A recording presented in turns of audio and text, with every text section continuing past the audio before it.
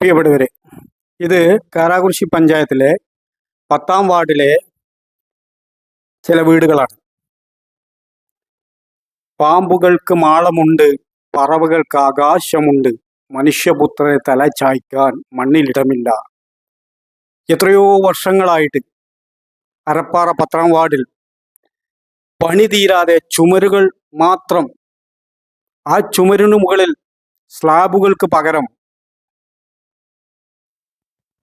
കാടുകൊണ്ട് മേൽക്കൂര തീർക്കാൻ പറ്റുമോ എന്ന് പരീക്ഷണശാലയായിട്ടിരിക്കുകയാണോ എന്നാണ് നമുക്ക് കണ്ടാൽ തോന്നുക. ഇതാണ് പാവങ്ങളുടെ സ്വപ്ന വീട്.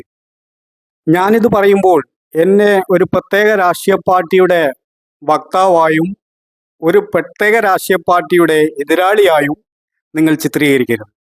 ഇത് എൻ്റെ നാട്ടിലെ പാവങ്ങളുടെ ഒരു പ്രശ്നമാണ്. ഇത് ഞാൻ എൻ്റെ നാട്ടിലെ ജനങ്ങൾക്ക് മുമ്പിൽ അവതരിപ്പിക്കുന്നു എന്ന് മാത്രം. അവിടെ ജാതിയോ മതമോ രാഷ്ട്രീയമോ എനിക്കില്ല. ഇത് ആര് ശരിയാക്കി തരും? അവർക്ക് നിങ്ങൾ ഈ വരുന്ന തദ്ദേശ സ്വയംഭരണ സ്ഥാപനങ്ങളിലേക്കുള്ള തെരഞ്ഞെടുപ്പിൽ വോട്ട് ചെയ്യുക എന്ന് മാത്രമേ ഞാൻ പറയുന്നുള്ളൂ. ഞാൻ ഒരു രാഷ്ട്രീയ പാർട്ടിയെയും കുറ്റപ്പെടുത്തുന്നില്ല. നിങ്ങൾ ഇത് കണ്ടിട്ട് നിങ്ങൾ സ്വയം വിലയിരുത്തുക. ഒന്ന് കാട് വെട്ടാൻ പോലും പണമില്ലാതെ സാധാരണക്കാരൻ്റെ വീടെന്ന സ്വപ്നം പൂർത്തിയാകാതെ ഒരുപാട് വീടുകൾ ഒരു പ്രധാനപ്പെട്ട രാഷ്ട്രീയ പാർട്ടിയുടെ നേതാവിൻ്റെ വീട്ടിലേക്ക് പോകുന്ന വഴിയിൽ സ്മാരകങ്ങളായി പ്രൗഢിയോടെ ഇന്നും നിലനിൽക്കുന്നു. പല വീടുകളും കാറ്റും വെയിലും മഴയും കൊണ്ട് ചുമരുകൾ പോലും നിലം പൊത്തിയിട്ടുണ്ട്. അതിനുള്ളിലേക്ക് കടക്കാൻ നമുക്കിപ്പോൾ കഴിയില്ല. കാരണം പാമ്പുകളും പന്നികളും പല ഇഴജന്തുക്കളും താമസിച്ചു കൊണ്ടിരിക്കുന്ന ഒരു സ്ഥലമാണ്. ഇത് ആര് നേരാക്കി തരും? ആരാണ് ഇതിന് ഉത്തരവാദി? ഈ കാലഘട്ടം അത്രേ ഇത് നേരാക്കി കൊടുക്കാതെ ഇവരെ പറ്റിച്ച ആളുകൾ ആരാണ് ഇതിന് ഉത്തരവാദി? ആരാണ് ഇതിൻ്റെ ഉത്തരവാദി എന്ന് ആ ഉത്തരവാദിത്തപ്പെട്ടവർ വെളിപ്പെടുത്തണം. ഞാൻ പറയുന്നു, നാടിൻ്റെ വികസനമാണ് പറയുന്നത്, നാട്ടിലെ ജനങ്ങളുടെ പ്രശ്നമാണ് പറയുന്നത്. ഞാനൊരു രാഷ്ട്രീയ പാർട്ടിക്കും കുട വീശുന്നില്ല. കണ്ടോ, ഇതൊക്കെ വീടുകളാണ്. ആ വീടിൻ്റെ ഉള്ളിലേക്ക് കയറാനുള്ള വഴികളാണ്. കാട് മൂടിക്കിടക്കുന്നത് വീടാണെന്ന് തോന്നിപ്പോയില്ല. നിങ്ങൾ ചിന്തിക്കുക, നിങ്ങൾ പ്രതികരിക്കുക.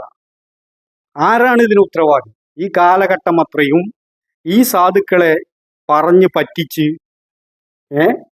കൊണ്ടു നടന്ന ഇതിന് ആരാണ് ഉത്തരവാദികൾ? എത്ര വർഷമായി? പണ്ടൊരു പാട്ട് കേട്ടിട്ടുണ്ട്, പണിതിട്ടും പണിതിട്ടും പണി തീരാത്ത പ്രപഞ്ച മന്ദിരമേ, സ്മാരകങ്ങളായി വീണുടഞ്ഞ് നിൽക്കുന്ന ഈ ചെയ്തികൾക്ക് ആരാണ് ഉത്തരവാദി? മറുപടി പറയണം. പ്രിയപ്പെട്ടവരെ, ഇത് അരപ്പാറ സ്കൂളിൻ്റെ അവിടെ നിന്ന് അങ്ങോട്ട് കൊറ്റിക്കുളത്തി ഭഗവതി ക്ഷേത്രത്തിലേക്ക് പോകുന്ന വഴിയിൽ നിങ്ങൾ ആര് പോയാലും നിങ്ങൾക്ക് കാണാൻ കഴിയും.